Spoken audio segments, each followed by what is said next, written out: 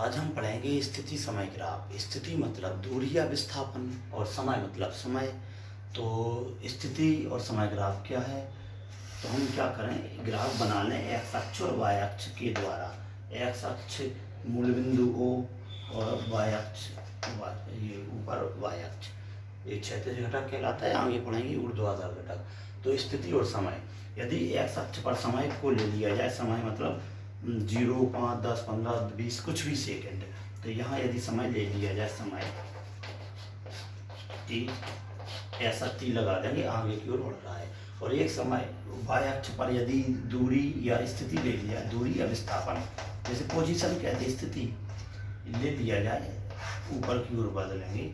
जैसे यहाँ समय ले लिया और यहाँ स्थिति इसे एस से प्रदर्शित कर सकते हैं, ले लिया जाए, तो इन दोनों के बीच में जो ग्राफ बनेगा वह कहलाता है स्थिति समय ग्राफ। तो स्थिति और समय, स्थिति मतलब दूरी, दूरी मतलब विस्थापन या दूरी लिख सकते हैं, तो ये कहेंगे विस्थापन लिख दो। यदि विस्थापन क्या है, स्थिति है, ठीक है, और समय बटे में रहता है। समय इकाई का सूत्र बन जाता है वेग का। तो एक बात यहाँ से जानकारी मिलने वाली है कि स्थिति समय ग्राफ के, स्थिति और समय के बीच में खींचा गया ग्राफ क्या व्यक्त करता है।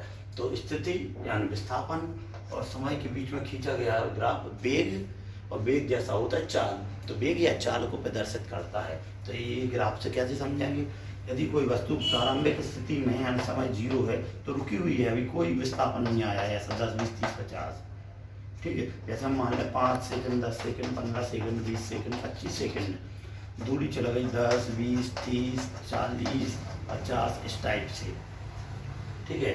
तो हम ये देखेंगे जब समय जैसे 5 सेकंड लगा तो वस्तु को चल गई, माना 10 चल गई, 5 सेकंड में 5 सेकंड में 10 चल गई। अभी मीटर, सेंटीमीटर कुछ भी ले सकते ग्राफ में। वैसे ही समय बढ़ेगा तो दूरी बढ़ जाएगी, तो माना ये 10 सेकंड में 20 चल गई, ऐसे 15 सेकंड में माना ये 30 चल गई, इस टाइप से चल बढ़ती जाएगी। 20 सेकंड में माना 40 चल गई, इस टाइप से पॉइंट मिलाते जाएं तो ग्राफ बढ़ता जाएगा। तो हम इसे थ्योरी में इस ग्राफ के बारे में लिखेंगे। जब कोई वस्तु प्रारंभिक स्थिति या मूल बिंदु से चलना प्रारंभ करती है, ठीक है, जैसे एक समय बढ़ता जा रहा है, वस्तु आगे की ओर ऐसे ही बढ़ती जा रही, चलती जा रही, तो हम लिखेंगे माना कोई प्रारंभिक स्थिति समय t बराबर 0 से चलना प्रारंभ कर रही है, और किसी क्षण समय t पर, तो 25 और 10 ये ना कह के हम क्या कहेंगे, कितने समय पश्चात, t समय पश्चात कहाँ पहुँच गई, a पर पहुँच जाती, a पर यहाँ आ गई।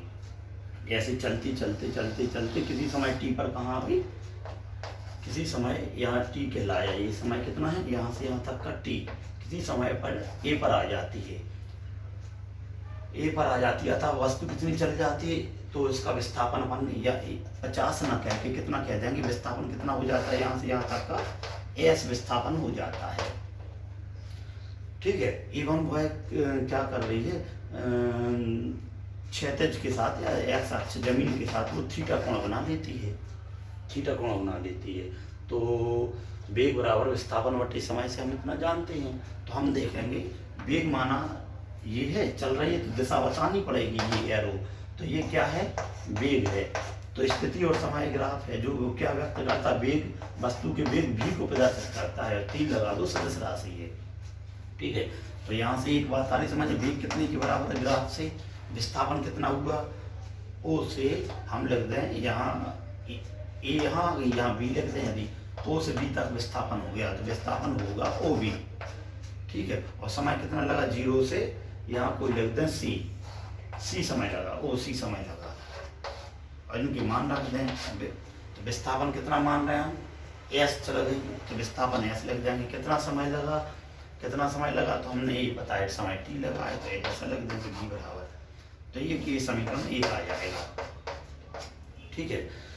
अब ये जो थीटा आ रहा है ये क्या है, झुकाव कहलाता है, झुकाव या ढाल या प्रवणता, तो ये कहलाती है थीटा। तो इस थीटा का मान कैसे निकालेंगे, तो हमारे लिए कौन कौन सी राशियाँ पता हैं, आधार पता है जो समय है, और यहाँ का लंब पता है जो स्थिति है कोण के सामने का ये, तो हम tan थीटा निकाल लेंगे। tan कौन से त्रिभुज में, त्रिभुज। अब त्रिभुज बनाने के लिए यहाँ से यहाँ एक लंब की रचना कर दे, लंब तो समकोण त्रिभुज ACO में इस वाले का मान निकालें तो लंब बटे आधार होता है। ठीक है, लंब क्या है? लंब कोण के सामने का AC है।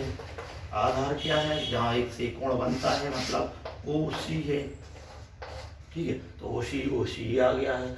OB और AC बराबर करना है। मतलब अब यहाँ देखें, AC किसके समानांतर है? ऊर्ध्वाधर है, ऊपर की ओर बाह्य अक्ष की सीध में ये। तो इसके सीध में ये, इसका मान कितने के बराबर लिख सकते हैं? A इसके बराबर। इसका मान क्या है? OB। तो AC कितने के बराबर है? OB के। कैसे? ग्राफ से स्पष्ट है, दोनों समांतर रेखाएं हैं।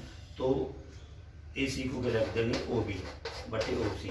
मतलब वैसे कुछ OB और OC आ गया। जिसका मान हमें पता है कितना है। OB का मान कितना है? OB का मान O से B तक चल गए, तरफ स्थापन हो गया S। और OC कितना है? O से C तक का 80 है, T आ गया। ऐसे समीकरण 2 बना देंगे, tan थीटा बराबर। ठीक है, तो समीकरण 1 में S बटे T है, इसमें भी S बटे T है, यहाँ भी है, यहाँ tan थीटा है। समीकरण 1 और 2 से क्या है? स्पष्ट हो गया। समीकरण 1 व 2 से दायां पक्ष बराबर है, इसलिए बायां पक्ष बराबर होगा V बराबर tan थीटा। तो आता है स्थिति समय ग्राफ क्या है? सिद्ध करें कि वस्तु का वेग प्रवणता या ढाल के बराबर होता है। प्रवणता या ढाल, tan थीटा क्या कहलाती है? ढाल या ग्रेडियंट। प्रवणता ग्रेडियंट क्या कहलाती? ग्रेडियंट। तो ये सिद्ध करनी आ जाए तो एक ग्राफ बनाना है वेग की परिभाषा से। ये क्या है? परिभाषा से, वेग की परिभाषा से इतना अपन जानते हैं। तो स्थिति से हम वेग निकाल देंगे और ये सिद्ध कर देंगे। ठीक है।